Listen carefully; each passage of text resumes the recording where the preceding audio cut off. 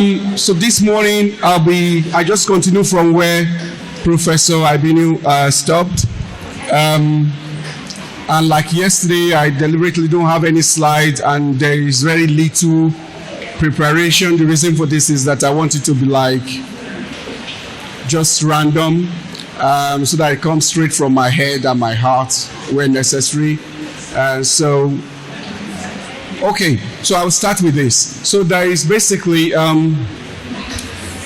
think it's a Yoruba adage, or it's an African one, that says you can kill 2 stones with 1 bird, right? Oh, no, you kill 2 birds with 1, okay, exactly, with 1 stone. So, afi okokokpeye meji, right? So, but that is a philosophy. So I will start with philosophy, really. So is that in life, please, can we just be silent, please? Why is it difficult to just sit down? You said?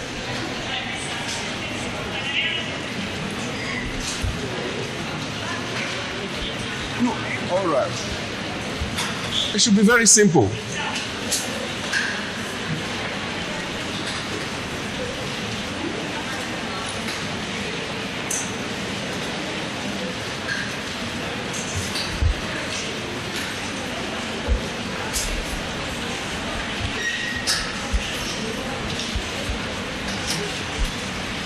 All right.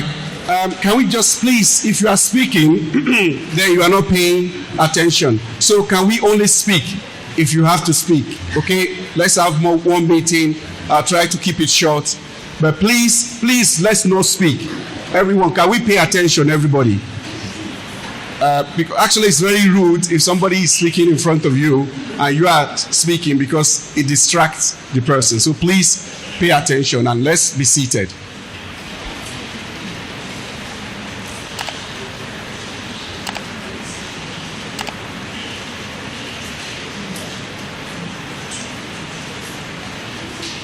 Okay, so like I was saying earlier on, what Professor Ibinu presented, I'll just continue from there, but my focus, I'll shift it focus a little bit. So because a number of you asked me so many questions yesterday when I was sitting there, and I thought instead of kind of answering question per person, I'll just kind of give you a broad overview. But really, okay, I'll start with philosophy. So in life, I think every one of us, right, the default is that every one of us will have philosophy about how we live our life. So don't be deceived by thinking, no, I don't have a mindset or an idea about how I do things. You do have an idea about how you do things. For example, not listening to what I'm saying now, whether you are a professor or you are a junior, is a mindset, all right? Not paying attention, whatever, no matter how small, how you dress, how you speak, how you do things, is a particular way of doing it, okay?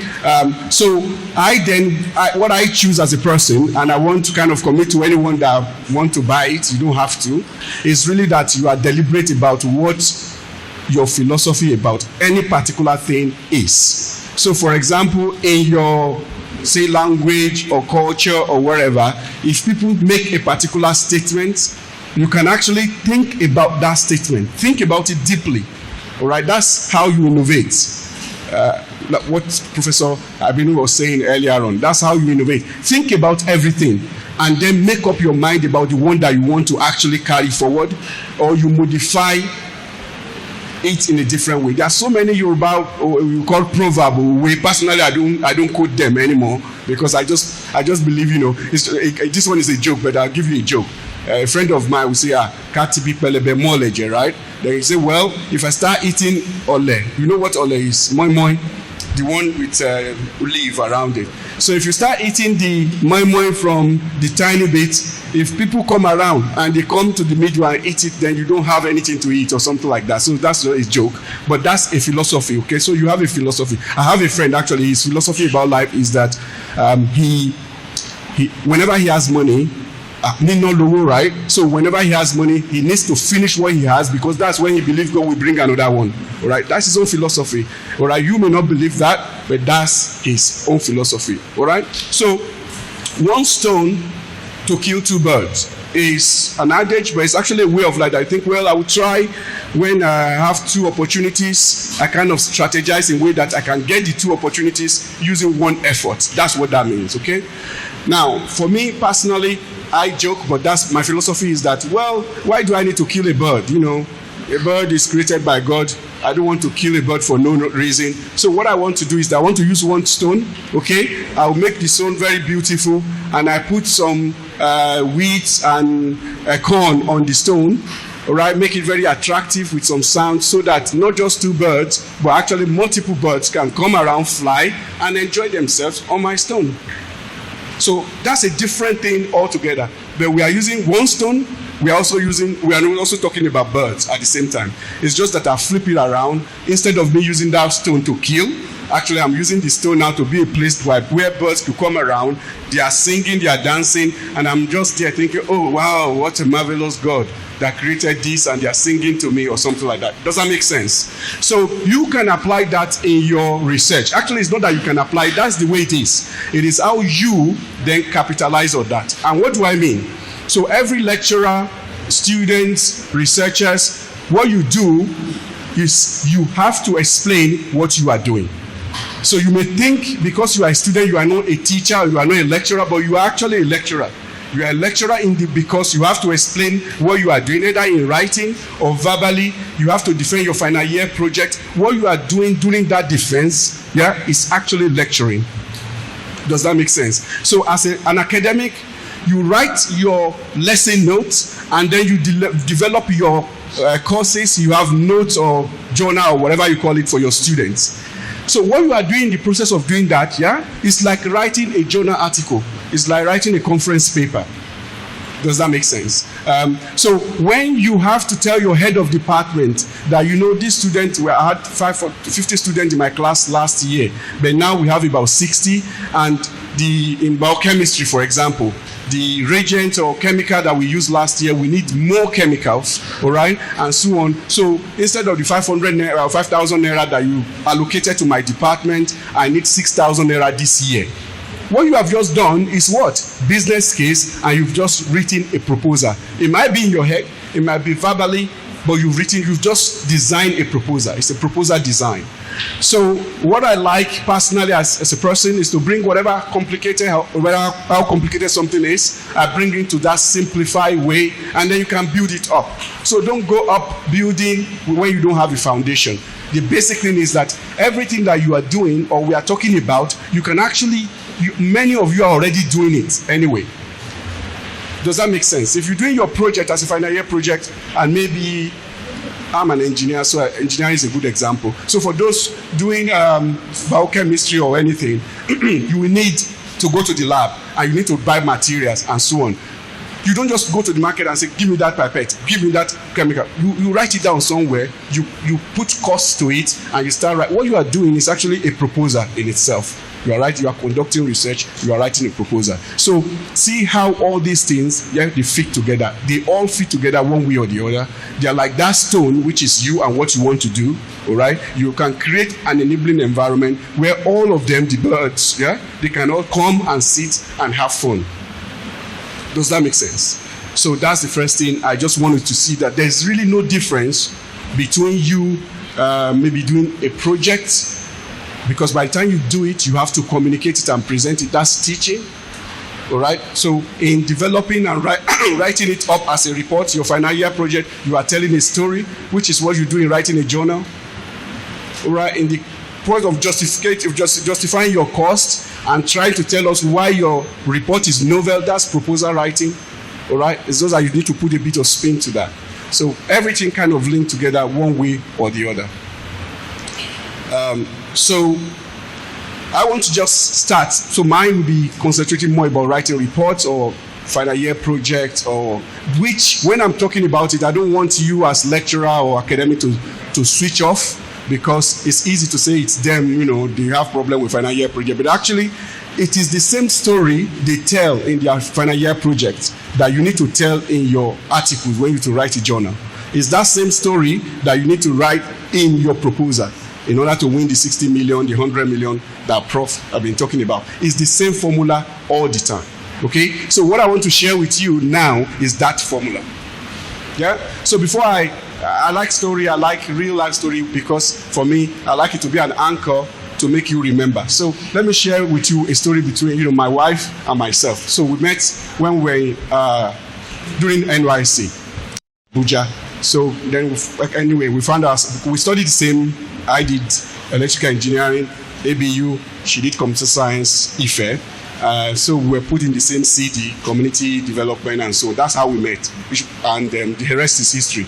Married for 20 years. So when we got to the UK, I did my master's first. So I did my master's in mobile communication technology, and then my wife did hers in some embedded system, data communication, and so on. It's the same department. Actually, we're supervised by the same supervisor, but she studied 1 year after me. As I was leaving that department, she then registered, enrolled, and start her master's. All right, but you know what? She got a job 3 months before she finished, but she got the job before me. So she got a professional job. I was working, I was doing other things. I finished with distinction.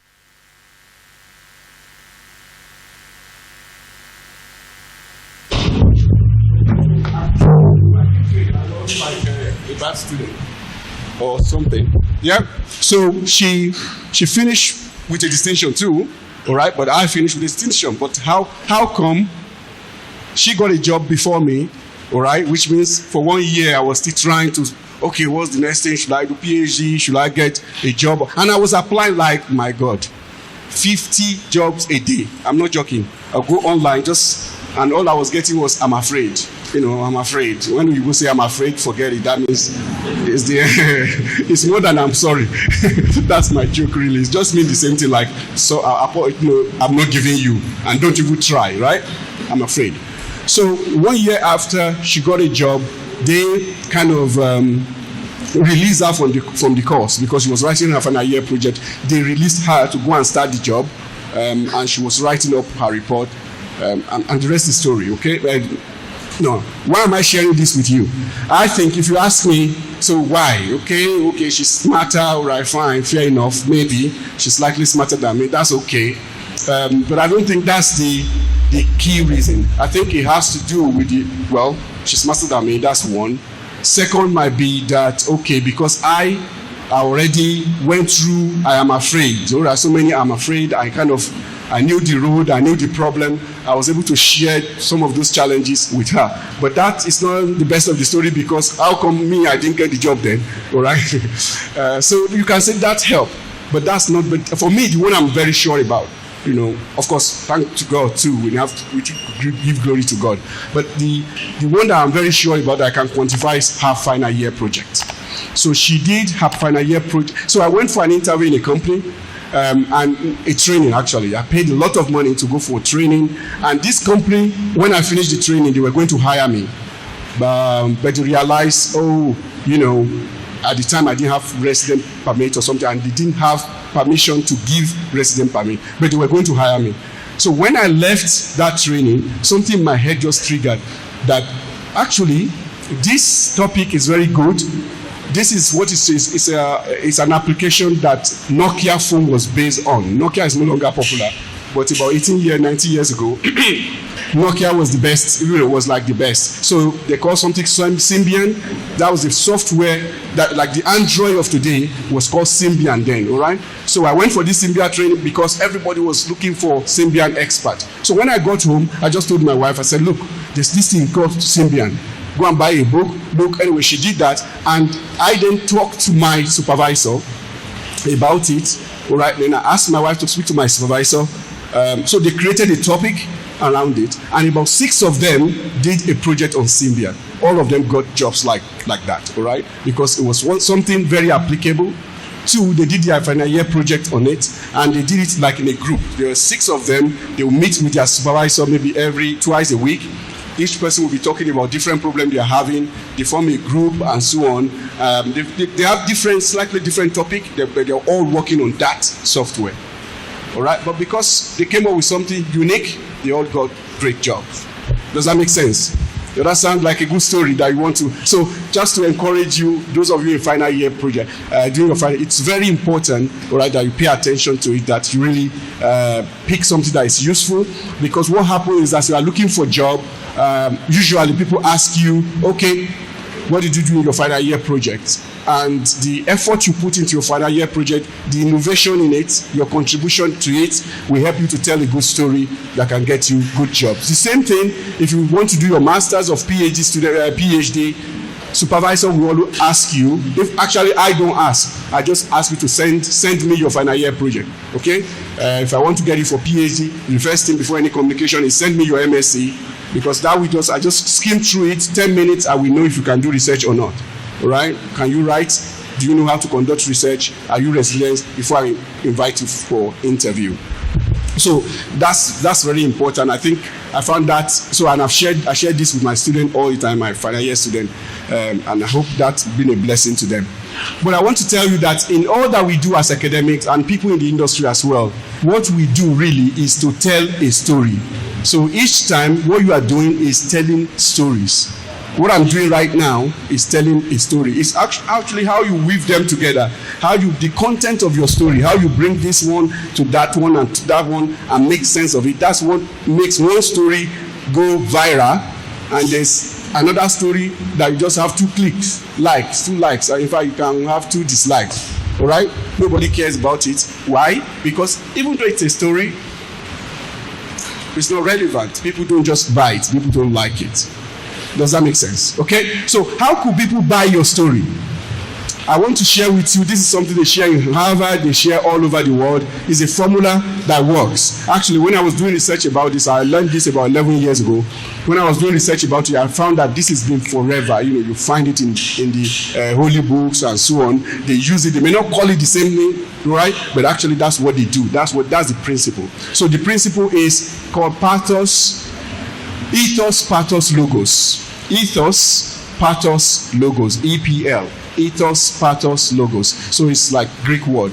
So ethos is about who are you. So what is the credibility of your story and the credibility of your person, your personality? Ethos. So why should I listen to you? I will break it down. All right? So follow me. Ethos, Pathos, Logos. So ethos is who are you?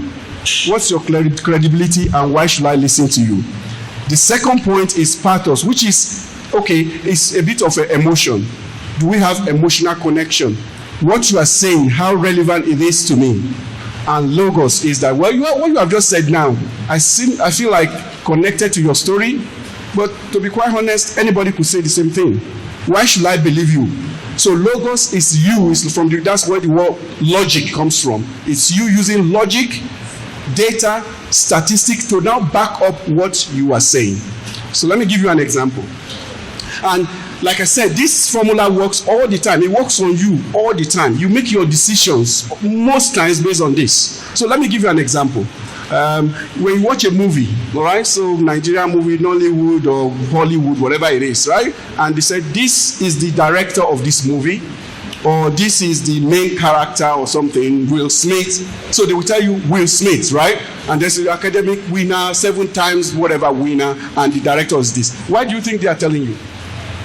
Why do you think that is important? That is the ethos, okay? That look, Will Smith doesn't act any rubbish thing, all right? This who is the best actor, actress, or actor in Nigeria? Well, they put the picture there. That picture is the ethos, all right? And they put the story. So all they are trying to get you to see is the fact that this has credibility. This is not going to waste your time. There's something about this. It is pertinent. It is important. Does that make sense? So that's ethos in books. The next is they go straight into pathos, which is, and that is why in movies you will see something about somebody crying, somebody loving, somebody cheating, somebody something. Why? Because that is what it happens in real life. So you see somebody who just cheated somebody or backbited against somebody, you say, oh, that's what my friend did to me last week. And you say, okay, let me see. All right? So you see things like that. They connect you, even though the story is not about love. They are going this way. They'll just put one guy that has a girlfriend because they are targeting 18-year-old and things like that, 20-something-year-old. They know that is very important to them. They just put a small storyline around. That is pathos, right? So Logos is now, well, I'm now watching this movie, and I've watched for the next 10 minutes. So you said it's about how to do X, Y, Z. Tell me why yours is different. And it is how they put this together that makes one movie, right, will be watched by 60,000 people, and that will be the end of it. And then you see a movie will be sold 60 million, and it will go all over the world. Even when the language, the people that are watching the movie don't understand, yet they will still watch it anyway, because Ethos, Pathos, Logos are well connected. So if you want to get your audience, you want them to listen to you. So I've just done it to you today. We, Prof, me, everybody that has spoken one way or the other, we've done it. So when I was introduced as what? As a professor, director of this one of that. Who cares? Well, you care, because if I am not all that, all right, why should you waste your time listening to me? So that is Ethos. I started, okay, my wife, everybody kept quiet. As soon as I said, okay, my wife did this, if I was telling about story about me, I already proved myself during, Ethos. So if I start telling you about story, it's just the same thing. Then I change this topic to, okay, my wife. You see everyone, especially the women, you just, what is he going to say? Yeah, that is Pathos, all right? And then I need to now back it up with logic. Okay, Harvard used this formula. The good book used the same formula, which is actually true. Yeah? Quran, Bible, go check it. In arguments, actually, people, when they are preaching, what they are doing is Ethos, Pathos, Logos. If you are not an afar that is renowned, why should I listen to you? If you don't tell me about how it will change my life and my family and the problem I'm having, why should I listen to you? Now, if I'm listening to you because you are changing my life, who says it is true? Then you need to go back to the same book, using different things to analyze, and so on. What we are now doing is Logos. So why is that important to what we are talking about, your final year project? Well, because your final year project or your proposal or your article that you are writing is about storytelling. So when I walk into a bookshop or a library and I need a book about marriage, so I get, first and foremost, I'm not looking everywhere. I go to a section of the library or the bookshop where I can find that kind of relates to that. And then say there's 3 shelves. You have 3 shelves, all of them about books on marriage. Do you think I will really go through all of them to know the one to pick? No. So I have to be my artificial, real intelligence, which artificial intelligence is now helping you to do online. I'll tell you how you link that. The real intelligence will now go to that bookshelf and you think, okay, let me take that. So let me take that. The ethos is this. You look at the back of the book. You don't read the inside of the book. Who is the author? Oh, he's been married for 40 years. This book has been sold over 60 million across the world. This one knows what he's talking about, all right? You pick that book. So usually the title we attract you because the title is about marriage. You won't go and pick something that is about going to the mass. All right? So from the title, there should be something around marriage. But the person that writes it and their credibility, and then you go to the abstract, the introduction, and you skim through it, and so on and so forth. That is what you do.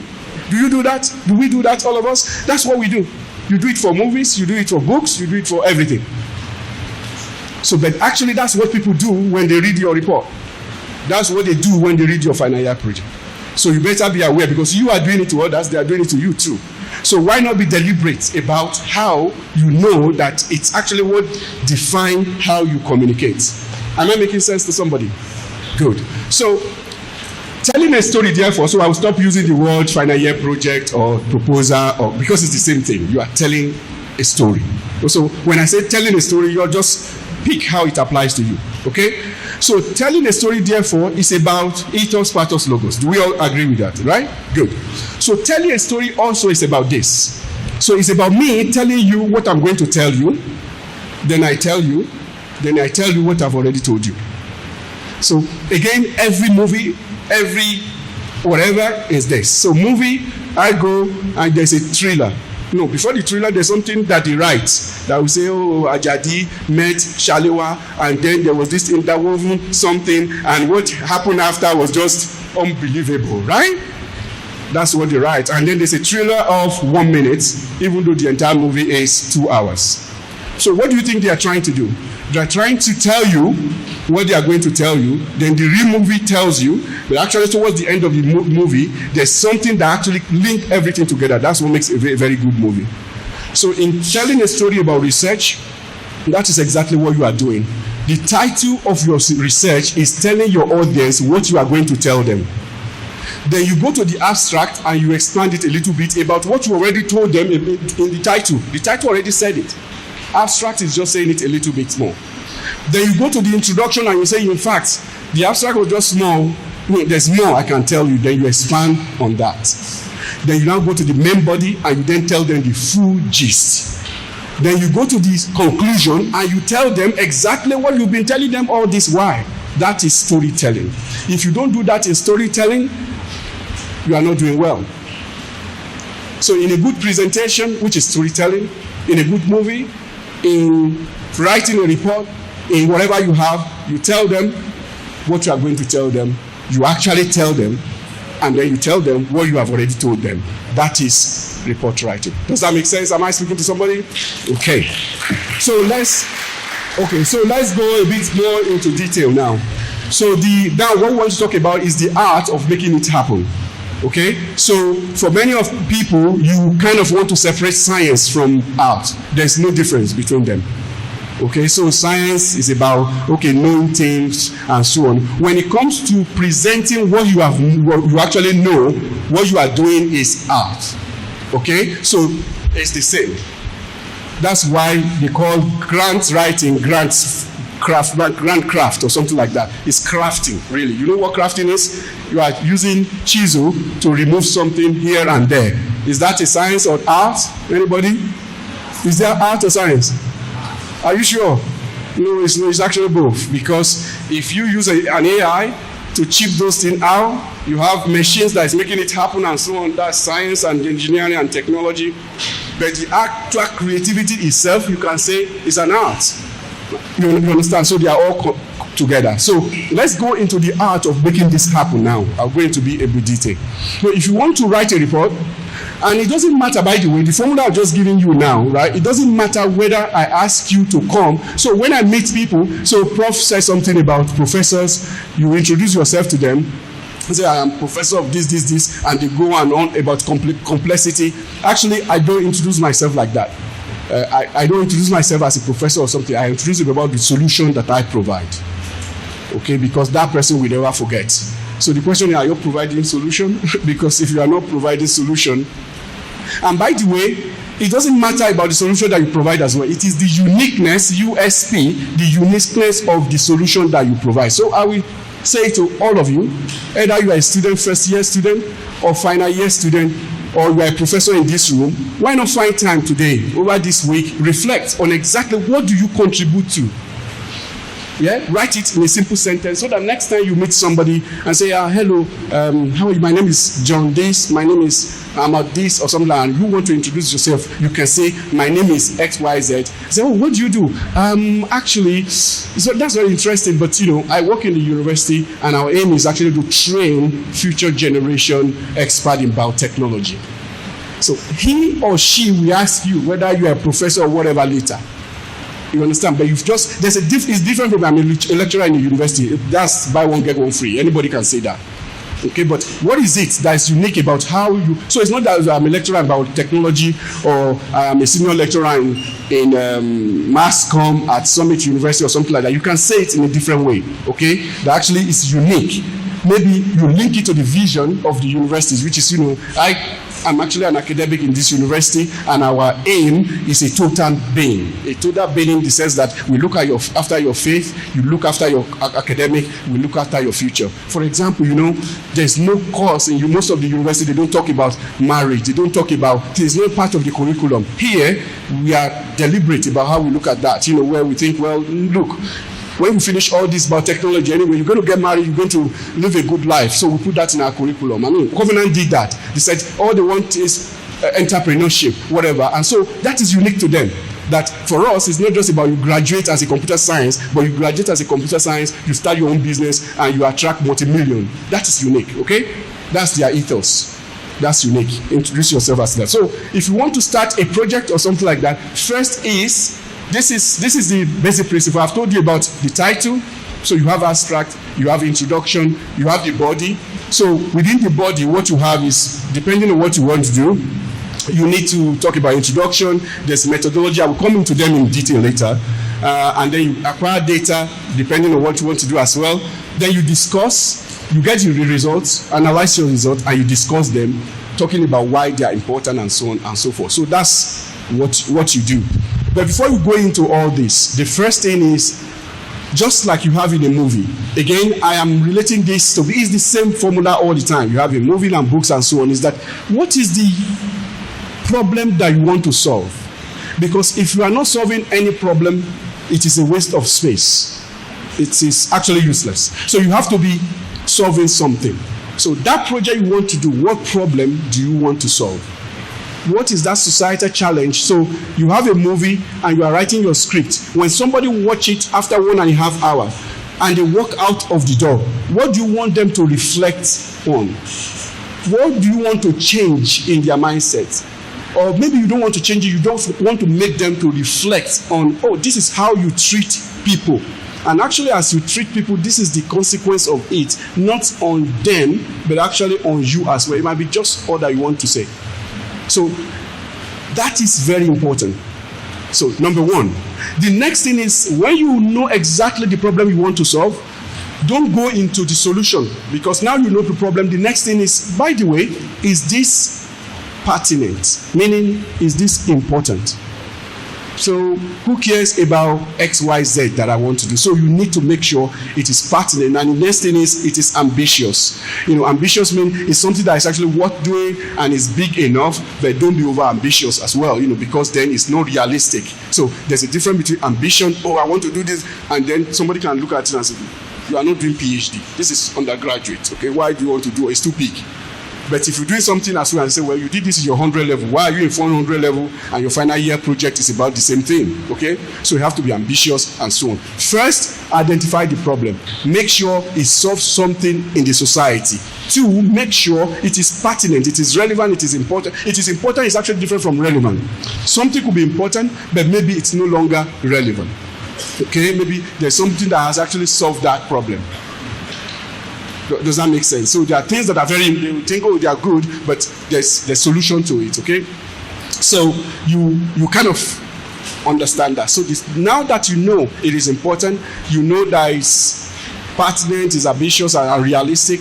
So the next is really, okay, how can I put this in a vision statement? So if somebody asks me in one sentence, what is this thing that you really want to solve? Can you put that in one sentence? So if you're able to put it in a sentence, that is your vision. Remember, vision then goes to attract your provision, as I was saying yesterday, right? So that's your vision or mission statement. And in research writing or proposal writing or paper writing, you call it your aim.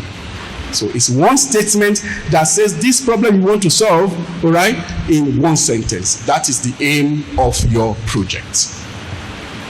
Does that make sense? But you see, the aim is not usually clear enough, okay, because it's just one sentence. So what you want to then do is that, ask yourself, how many questions do I need to answer, okay, in order to be able to achieve this my aim? So let's say your vision is how to keep this room cool perpetually.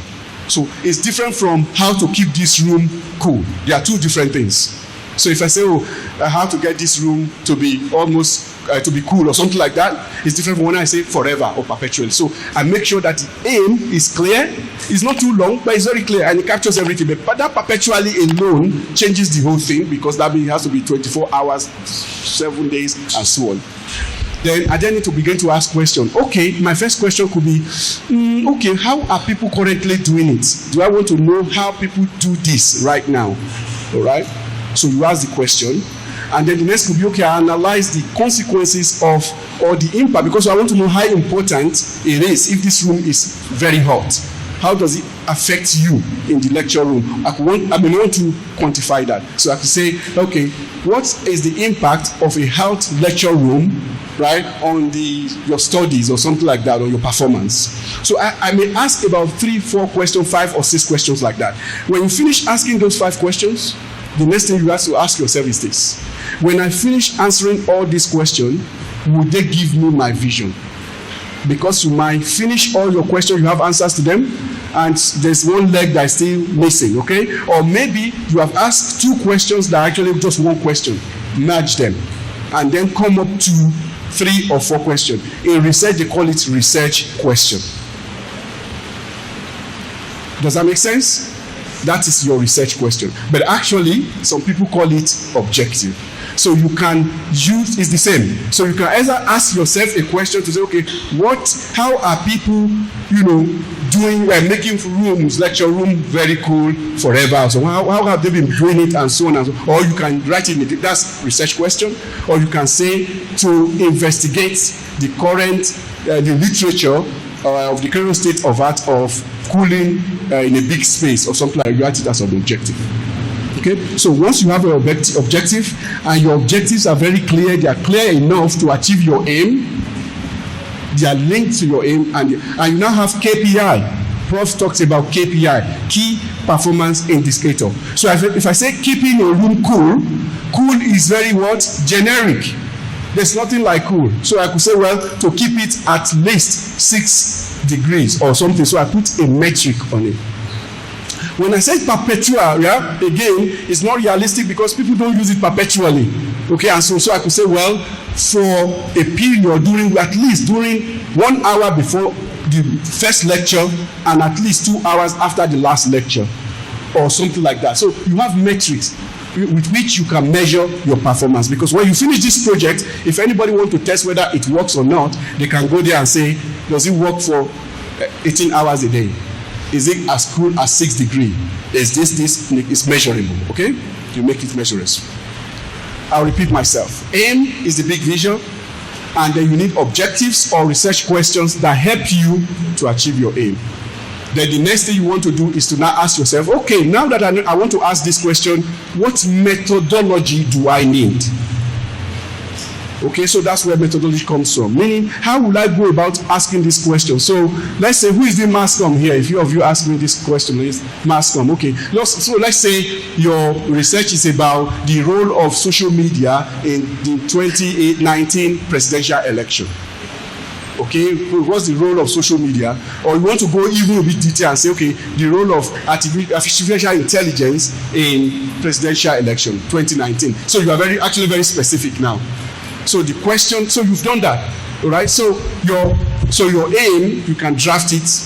Then your objective, the first objective would be you want to investigate how, the rest of the world, how has, say, social media impacts presidential election or crowd generally, bringing crowd together to make them achieve specific goal. Maybe not just election.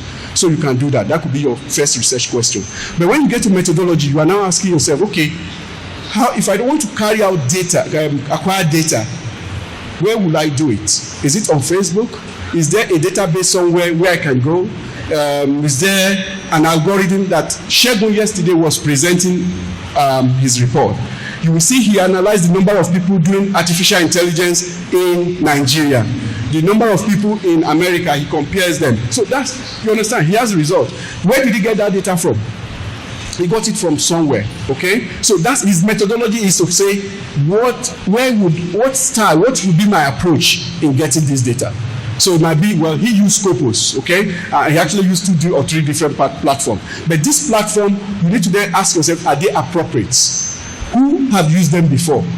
Are they faulty? Because if you're acquiring data from people and you want to say the impact of something in offer, and then you pick somebody, 5 people on the road, and they are all 16-year-old, and they tell you something, and you say, well, yes, based on research gathered in offer, everybody smile on the street or something like that, right?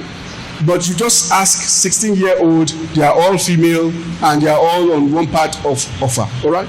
So, but in a good methodology, you design it in a way that it is appropriate. So example will be, well, I want offer.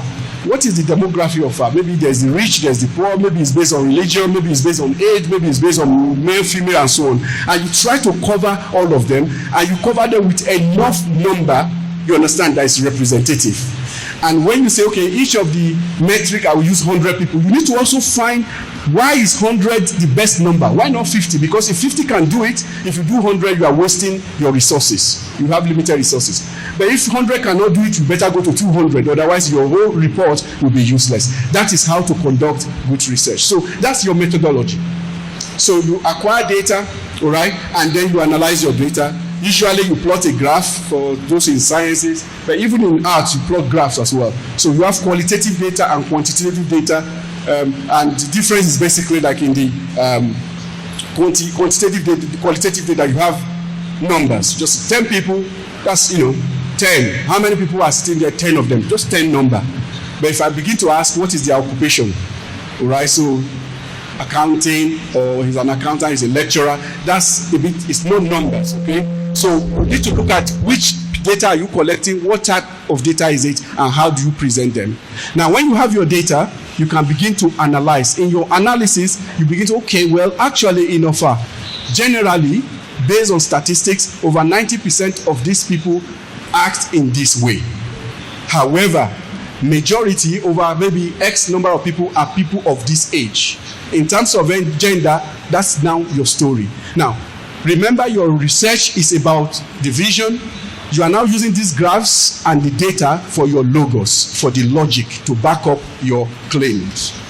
Does that make sense? So really, that is what research is all about. And coming back to some of you that asked me a question about artificial intelligence, it's the same. So in mass comm or in biotechnology, when you get to your methodology, that is where, so AI is not about your project. So don't get confused. Like if somebody puts AI as, so Shego, for example, did his PhD with me. His PhD is actually cybersecurity. And even in the cybersecurity, it is not in the broad cybersecurity. It is small devices called IoT. He was trying to investigate, if you attack this IoT, how can he detect it and secure it? That was his PhD. Does that make sense? But actually, the way people do it currently is that they have a way of collecting some data, and they know how to differentiate between when a spurious somebody is coming to attack their network and when it is just normal data. So if it's just normal data that is going through the network, they are able to differentiate it from data from an attacker. So they're already doing it anyway. Okay? So what he has done is to maybe do the way they are doing it currently, acquire the data, just do some normal mathematical analysis, and he gets his result. And actually he detects, and for every, say, 1,000 times that data goes through, he's able to, up to, say, 65% of the time, say, this one is an attacker and this one is a normal person. Does that make sense? So he achieved that. So what he did differently is now to say, well, look, if I apply AI to do what I've been doing with this normal algorithm, my detection now is 98.5%. So let's look at that for cybersecurity. If you have a network and the performance of your normal analysis is 65%, that means when somebody attacks you, 10 people try to attack you, okay, 3 of them will be successful. That's not good for your network. So if I have a way of doing it in which I will be able to detect more than 9 out of 10 and get rid of them, which one is better? So what he has just done is to include AI as part of his methodology. His research is still IoT, cybersecurity for IoT. So if I want to answer the question, what is the role of social media in election? Okay, by the way, do you believe that social media has impact on a general election? Anybody? Either you are doing mass comm or not, do you believe that? Okay, so do you believe that obedient PEEP followers, that's a good example, that in spite of the fact he doesn't have structure, that actually social media seems to have helped? Do you agree with that? Good. So how do you know? So how do you know? What you agree with something now? Because I've connected with you in a pathos level, so it's just emotional because we think obedience are many. So is there a way we can quantify that? Do you understand? So you as a reporter might want to go out there to prove that actually, to be honest, this is true. All right? But you then need to tell me your methodology. How do you know it is true? You go through the social media, you acquire those data, the number of people following him, the number of anything that they post, the number of people that are kind of reading it, the number of people. So you do all the data that you're acquiring. But you know where AI comes in is you can then begin to use maybe AI to analyze it, okay? And you don't need to design the AI yourself. You are not a designer, all right? So I told somebody yesterday, you are already using AI, okay? All of you, maybe most of you, you are using AI. So for those doing mass comm, let me tell you how you are already using AI. So if you go on the platform and you click anything about news about, I don't know, one of the politicians or about one of the people that you follow, in the next 1 hour or say tomorrow, something that person had done before or just did will come to your platform. Who did that? Exactly. So it's AI that has done it for you. So because that AI is already embedded on Facebook, is already on all these platforms, they already embed them there. Now, because you are not aware of them, you wouldn't know how to use them effectively. Okay, so in businesses, what people do now is they use online marketing. So in online marketing, if you just send email to everybody, fine, you will get 1,000, 2 million people. But there's a way that AI can help you to extract the number of people that are actually relevant. If you are selling, for example, I don't know, something that is relevant only to somebody under 25-year-old and is a female, there's no point sending email to everybody that, they will not buy it, okay? So AI is able to, so what you need is to find the tools, not to develop the tools, but to find the tools that are already out there. And how can you find it?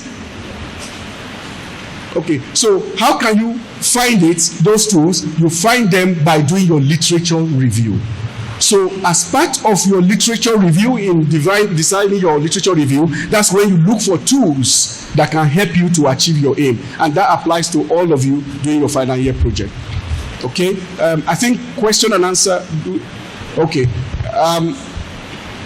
let me see if I have anything else I want to. Good. So I want to just write about methodology, all right? So when you are writing your methodology, again, whether for research or for teaching, think about replication.